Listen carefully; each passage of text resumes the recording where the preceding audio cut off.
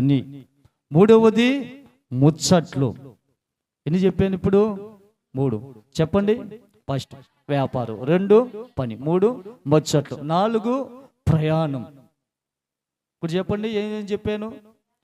వ్యాపారము, పని, ముచ్చట్లు, ప్రయాణం. ఏ దినం ఇవి చేయకూడదు చెప్పగలరా? ఆది, విశ్రాంతి దినము. ఇవి 4 మన జీవితంలో ఉండకూడదు, చేయకూడదు. ఇవి చేసిన దాని వల్ల ఏమైపోతున్నారు బిడ్డలు? దేవుని సన్నిధికి దూరం అయిపోతున్నాం. ఇవి చేసిన దాని వల్ల దేవుని సన్నిధికి మనము దూరం అయిపోతున్నాం. ప్రియమైన దేవుని బిడ్డలారా, దూరం అవ్వకుండా ఉండాలంటే ఈ 4 మనం ఏం చేయాలి? విసర్జించాలి. ఏ రోజు విసర్జించాలి? ఆదివారం ప్రత్యేక దినం. ఇది దేవుడు ఏర్పాటు చేసిన దినం. నీ కొరకు నా కొరకు ఏర్పాటు చేసిన దినము. ఎవరో బయట వారి కొరకు ఏర్పాటు చేసిన దినమా? ప్రపంచ మానవాళి కొరకు ఏర్పాటు చేసిన దినము. ఇదిగో యోహాను సువార్తలో అంటాడు, ప్రభు నా గొర్రెలు నా స్వరము వింటాయి, నా గొర్రెలు నా స్వరం వింటాయి, నా గొర్రెలు నా స్వరం వింటాయి. స్వరం విన్న గొర్రెలు లోపడతాయా? లోపడవా? లోపడతాయి. తన కామందుని ఎరుగుతాయి, తన సొంత దొడ్డిని ఎరుగుతాయి. ఈరోజు ఆదివారం దినమందు ప్రతి ఒక్క గొర్రె తన కామందుని ఎరగాలి, తన సొంత దొడ్డిని ఎరగాలి. దొడ్డి అనగా ఏంటి? సంఘము. తన సొంత కామందు అంటే సంఘ కాపరిని ఎరగాలి. ఈరోజు దేవుని సన్నిధికి నేను వెళ్ళాలి, దేవుని వాక్యం, దైవజనులు చెప్పే వాక్యం నేను వినాలి, దేవుని సన్నిధిలో నేను నిలబడాలి, దేవుని కన్నుదృష్టిలోంచి నేను దూరమై పోకూడదు అని జాగ్రత్త పడాలి. కాబట్టి మనం చేయకూడని పనులు మనం యొక్క దినాన్ని చేస్తే దేవుని సన్నిధిని మనము పోగొట్టుకుంటాం. చాలామంది క్రైస్తవులు ఏంటి 100% మంది ఈ ఆదివారం బాలేదా, ఈ ఆదివారం నేను పోయా, నెక్స్ట్ ఆదివారం నాకు ఉద్యోగానికి సెలవు, నెక్స్ట్ వారం నా పనికి వ్యాపారానికి సెలవు తీసుకుంటే ఆదివారం ఫుల్లుగా బాగా జరగదు వ్యాపారం, ఫుల్లుగా పని. ఈ ఆదివారం పోయా, నెక్స్ట్ ఆదివారం ఏం పాకపోతే అనుకునే వాళ్ళు లేరా? అది పని కొట్టుకుని ఆదివారం ప్రయాణమై ఊరికి వెళ్ళేవాళ్ళు లేరా? షికారులకు వెళ్ళేవాళ్ళు లేరా? పనులు చేసేవాళ్ళు లేరా? అది పనిగా ఆదివారం ముచ్చట్లు చేసేవాళ్ళు లేరా? ముచ్చట్లు ప్రతిరోజు ముసలమ్మ ముచ్చట్లు లోక వార్తలు చెప్పుకుంటూనే ఉంటారు. ఆదివారం ప్రత్యేకించి పని కట్టుకొని ఈ యొక్క ముచ్చట్లు మాట్లాడుకునే బ్యాచ్ ఎక్కువైపోతుంది. హల్లెలూయా. చూడండి, ఫస్ట్ పాయింట్ మీకు వివరిస్తాను. వ్యాపారం. యెషయా ప్రవచన గ్రంథం చదువు నాయన 58 నిన్నే 13వ వచనం కానీ చదువు. నా విశ్రాంతి దినమున వ్యాపారము చేయకుండా, చూడండి, వ్యాపారము చేయకుండా నాకు ప్రతిష్ఠితమైన దినమని నీవు ఊరకుండిన ఎడల విశ్రాంతి దినము మనోహరమైనదియు యెహోవాకు ప్రతిష్ఠిత దినమని ఘనమైనదనియు అనుకొని దాని గానముగా ఆచరించిన ఎడల ఇష్టమైన పనులు చేయకయు వ్యాపారము చేయకయు లోకవార్తలు చెప్పుకొనకయు ఉండిన ఎడల నీవు యెహోవా యందు ఆనందించెదవు.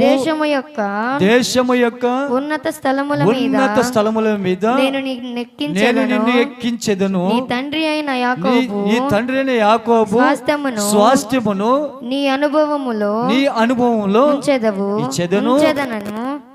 యెహోవా సెలవిచ్చిన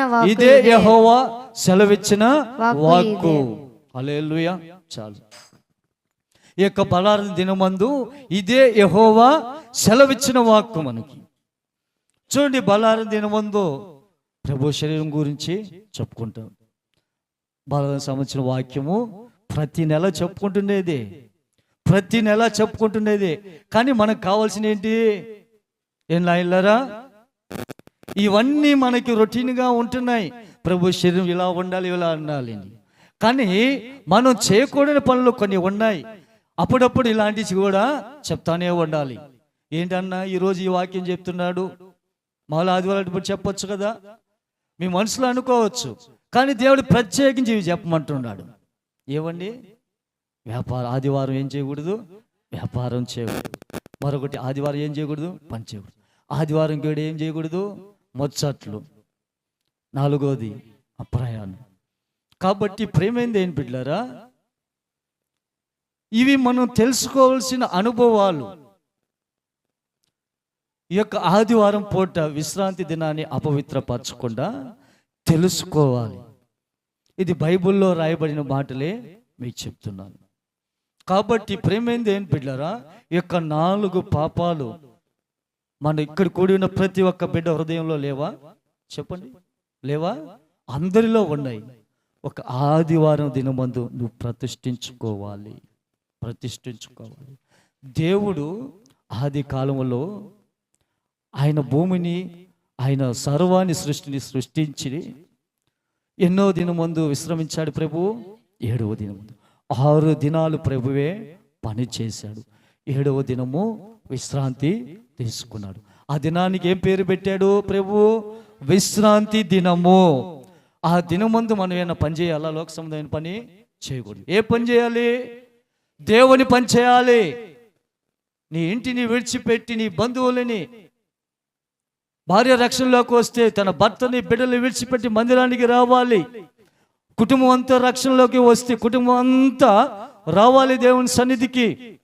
ఈ లోకాన్ని విసర్జించాలి, వ్యాపారాన్ని విసర్జించాలి, పని బాటలు విసర్జించాలి, ముసలమ్మ ముచ్చట్లు విసర్జించాలి, నీ ఊరి ప్రయాణాలు విసర్జించాలి.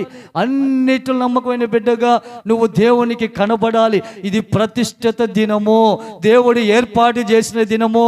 దీన్ని ప్రత్యేకంగా దేవుడే అభిషేకించిన దినము. ప్రత్యేకంగా ప్రపంచ మానవాళి దేవుని స్తుతిస్తున్న దినము. ఈ యొక్క ఆదివారం ప్రపంచమంతా దేవుణ్ణి ఆరాధిస్తున్నారండి. మన ఏకైక దేవుని ఆరాధించే దినము చెప్పండి, ఏ దినము? ఆదివారం విశ్రాంతి దినము. ఒక పల్లిపాడులోనే జరుగుతుంది ఈ యొక్క ఆరాధన. ఏమండి, మన జిల్లాలోనే జరుగుతుందా? మన రాష్ట్రంలో జరుగుతుందా? మన దేశంలో జరుగుతుందా? ప్రపంచ దేశాల మొత్తం దేవుని నామాన్ని ఘనపరుస్తున్నారు, ఆరాధిస్తున్నారు. ప్రపంచం మొత్తం ఘనపరుస్తూ ఉంది. ప్రపంచం మొత్తం జరుగుతుంది ఆరాధన. క్రైస్తవుల మందిరాలు ప్రపంచ దేశాల్లో కూడా ఉన్నాయి. ప్రపంచం అంతా యొక్క దినాన్ని ప్రత్యేకించి యెరూషలేములో కూడా ప్రార్థనలు జరుగుతున్నాయి, అమెరికాలో జరుగుతున్నాయి, చైనా జపాన్లో జరుగుతున్నాయి, ఆఖరికి పాకిస్తాన్లో జరుగుతున్నాయి, దుబాయ్ కువైట్లో కూడా జరుగుతున్నాయి ప్రార్థనలు. మన దేశంలో కూడా జరుగుతున్నాయి. మన పల్లిపాడు పట్టణంలో కూడా, ఈ యొక్క పట్టణంలో కూడా, ప్రాంతంలో కూడా జరుగుతున్నాయి. కాబట్టి ప్రియమైంది ఏంటి బిడ్డలారా, ఈ యొక్క విశ్రాంతి దినమందు ఫస్ట్ పాయింట్లో మనం ఏం చేయకూడదు? వ్యాపారము. వ్యాపారాలు ఉన్న బిడ్డలు మీరు ఉన్నారు, మీ కొరకు నేను ప్రత్యేకించి చెప్పడం లేదు, కానివ్వండి, బైబిల్లో ఉన్న మాట హెచ్చరించమంటున్నాడు. ఈ యొక్క ఆదివారం దినమందు నీ వ్యాపారాన్ని ఏం చేయాలి? ఏం బిడ్డలారా, మీ వ్యాపారాలు ఏం చేయాలి? పక్కన పెట్టాలి. వారం అంతా చేసుకున్నావు, సోమవారం మొదలుకొని శనివారం దాకా. ఆదివారం నువ్వేం చేయాలి? నీ కొట్టుకు తాళం వేసి ఆ రోజు దేవునికి సమయం ఇవ్వాలి, మందిరంలో కనబడాలి. అందుకంటే ముందు వచ్చి పరిచారకులు పనిచేయాలి. మనం కనబడుతున్నామా? ఒకసారి ఆలోచన చేయండి బిడ్డలారా. నేను ప్రత్యేకించి మీ కొరకు చెప్పడం కాదు, వాక్యం చూపించి ఈరోజు దేవుడు మనతో మాట్లాడుతున్న మాట పరిశుద్ధాత్మ దేవుడు. ఈ యొక్క దినమందు మనం ఏం చేయకూడదు? వ్యాపారం చేయకూడదు. వ్యాపారం చేస్తే ఏం చేసినట్టు? ఏమొస్తుంది మనకి? ఆశీర్వాదానికి బదులు శాపం వెంటాడు. పాపాన్ని సంపాదించుకుంటాం, పాపం వస్తుంది. ఆదివారం ప్రత్యేకించి పని కట్టుకునే వస్తారు ఎక్కువ మంది జనాలు. దుష్టుడు ఎరేస్తాడు, ఆశ చూపిస్తాడు, నువ్వు పాపాకు ఇంకా టైం ఉందిలే అని. ప్రార్థనలు జరుగుతుంది ఒక పక్క, ఇంకో పక్క వ్యాపారం చేస్తా ఉంటే ఏమైపోద్ది? సమయం అంతా వృధా అయిపోద్ది. చివరికి ఏమైపోద్దండి? ప్రార్థనకి వెళ్ళలేక ఒక్కరోజు ధనం కోసం ఏమైపోద్దండి? కొరవంతా వారం రోజులు నీకు వ్యాపారం జరగాల వద్దా? ఏంటండి, వ్యాపారం జరగాల వద్దా? నీవు 6 రోజులు వారం అంతా ఆగకుండా జయప్రదంగా నిన్ను దేవుడు వ్యాపార అభివృద్ధిలోకి నడిపించాలంటే ఈ యొక్క దినాన్ని నువ్వు ప్రతిష్ఠించుకోవాలి. చేయకుండా దాన్ని చేతులు బిగబట్టుకోవాలి. మనం చేసిన ఎడలా ఏమనిపిస్తామండి? దేవుని శాపాన్ని. ఈ ఫస్ట్ పాయింట్, ఒక పాపాన్ని సంపాదించుకుంటాం. రెండవది పని. ఆదివారం విశ్రాంతి దినమందున చర్చికి పోతే ఏమొస్తాయి, పనికి పోతే డబ్బులు వస్తాయి అనుకుంటే ఎలా? ఏమండి, ఆదివారం దినమందు పని కట్టుకొనే పనికి పోయేవాళ్ళు లేరా? ఆ రోజు నాకు ఉద్యోగానికి సెలవు లేదు, నేను పనికి పోకపోతే ఆ రోజు ప్రత్యేకించి ఏదో ఒక లిటిగేషన్ పెడతారు. షాపు వాడో, అంగడి వాడో, ఆ ఉద్యోగం స్థలం యజమానో ఆదివారం మీరు కనబడకపోతే ఒకరోజు జీతాన్ని, 4 రోజుల జీతాన్ని కట్ చేస్తానంటాడు. వాడు ఆంక్షలు పెట్టినప్పుడు వాడు ఆంక్షలకి లోపడతారా? దేవుని మాటకి లోపడతారండి? చెప్పాలి. ఎక్కువ మంది ఎవరు ఆంక్షలకు లోపడుతున్నారు? లోక సంబంధమైన ఆ పని యజమానుడికి లోపడుతున్నాడు. పర సంబంధమైన యజమానుడికి నేను లోపడితే వాడు ఆంక్షలు జారీ చేసిన వాడిని దేవుడు మారుస్తాడు. హల్లెలూయా. ఆదివారం నాకు సెలవు ఇవ్వలేదండి. క్రైస్తవుడివే, నువ్వు అన్యుడివి అయితే వెళ్ళొచ్చు. నువ్వు క్రైస్తవుడే, నువ్వు రక్షణ పొందుకున్నప్పుడు నీ పనిని నువ్వు విసర్జించాలి. ఏమండి, నేను విశ్వాసిగా సేవలోకి రాకమునుపు విశ్వాసిగా జన్మించినప్పుడు, ఫస్ట్ తెలిమల్లో విశ్వాసిగా ఉన్నప్పుడు ఆదివారం ఒక్కసారి పనికి వెళ్ళిపోయేది. ఆర్థిక పరిస్థితులను బట్టి సాయంత్రం వచ్చి ప్రార్థన చేసుకుంటాలే అని. చూశాడు దేవుడు అని. ఎందుకండి, నా గురించే చెప్పుకుంటున్నాను. చూశాడు 3 వారాలు చూశాడు ప్రభు. 4వ వారంలో పట్టుకున్నాడు. ఒక్క ఆదివారం పోయిన దానికి వారం అంతా పని లేదు. వారం అంతా శోధన అనుభవించాను. బాగా అనుభవించినప్పుడు ప్రార్థన చేసుకుంటే దేవుడు మాట్లాడుతున్నాడు. నా విశ్రాంతి దినాన్ని నువ్వు ఎందుకు అపవిత్రపరుస్తున్నావు? జాగ్రత్త. ఆ ఒక్క దినాన్ని నువ్వు పనికి పోబాకు, ప్రతిష్ఠించుకుని ప్రార్థన. నీ కూటికి లేకపోయినా పనికి పోబాకు, నీకు డబ్బులు లేకపోయినా పనికి పోబాకు. నువ్వు ఇంట్లో వాళ్ళందరూ పస్తులున్నా సరే నువ్వు లోబడు, నీ కార్యం చేస్తానని దేవుడు సెలవిచ్చాడు. ఒకనొక రోజున ఆదివారం ఏ రూపాయి కూడా లేదు. అలాగే మధ్యాహ్నం దాకా పస్తున్నాము. అలాగే దేవుని సన్నిధికి వెళ్ళాము, ప్రార్థన చేసుకున్నాం. కరెక్ట్గా సమయానికి ఎట్టొచ్చిందో భోజనము వచ్చింది. ఎట్టొచ్చిందో ఆర్థిక పరిస్థితి ప్రభువు కనుమరుగు చేశాడు. ఎంతసేపు పెట్టాడండి పస్తు మమ్మల్ని? ఉదయం నుంచి మధ్యాహ్నం నుంచి దేవుడు ఏలియాకి కాకి చేత పంపించినట్టు అటు పంపించాడు, పోషించాడు. అంటే దేవుని కను దృష్టిలో నీవు నేను ఉన్నప్పుడు ప్రభు మనల్ని విశ్రాంతి దినాన్ని ప్రతిష్ఠించుకుంటే ప్రభువే మనల్ని పోషిస్తాడండి. ప్రభువే మనల్ని పోషిస్తాడు. అలా నన్ను ప్రభువు పోషించిన దినాలు చాలా ఉన్నాయి. ఇప్పుడు కూడా నన్ను పోషిస్తున్నాడు ప్రభు. అదేవిధంగా నేను ఆ రోజు సమర్పించుకున్నాను. ఆదివారం దినమందు సమర్పించుకున్నాను. నా పని ఇవ్వని, వ్యాపారానికి ఇవ్వని, ఇవ్వని, నేను వాడు ఎన్ని ఇచ్చినా సరే నాకు పెట్టారు, నాకు వద్దు, నా అవసరం లేదు. ఈరోజు నేను ఒక పనిలో చేరను, ఒక అంగట్లో ఉద్యోగాలు చేరను. ఎందుకు కారణం? దేవుని సేవ చేస్తున్నాను, ఆంక్షలు పెడతాను. నాకు సెట్ కాదయ్యా. నాకు ఆదివారమే కాదు, ప్రతిదినం నేను దేవుని సన్నిధిలో కనపడాలని ప్రతిష్ఠిత దినాలు ప్రతిష్ఠించుకున్నాను.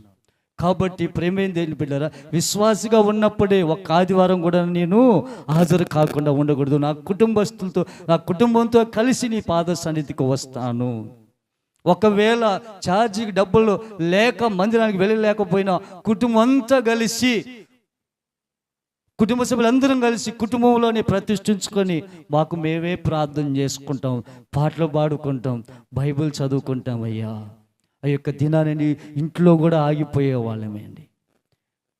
కొత్త కాలంలో ఉన్నప్పుడు ముత్తుకూరు ఎంత దూరము? ఇంచుమించు 30 కిలోమీటర్లు ఉంటుంది. అక్కడి నుంచి నెల్లూరు నుంచి 20 కిలోమీటర్లు వస్తుంది. ఆ నుంచి కొత్త కాలంకి ముత్తుకూరు గేడి 10 కిలోమీటర్లు, 31 కిలోమీటర్లు వెళ్ళేవారి. కానీ ఒక్కసారి డబ్బులు ఉండేది కాదు. సరే మందిరానికి వెళ్ళి కుటుంబంలోనే ఉండి ప్రార్థన చేసుకునే వాళ్ళమే.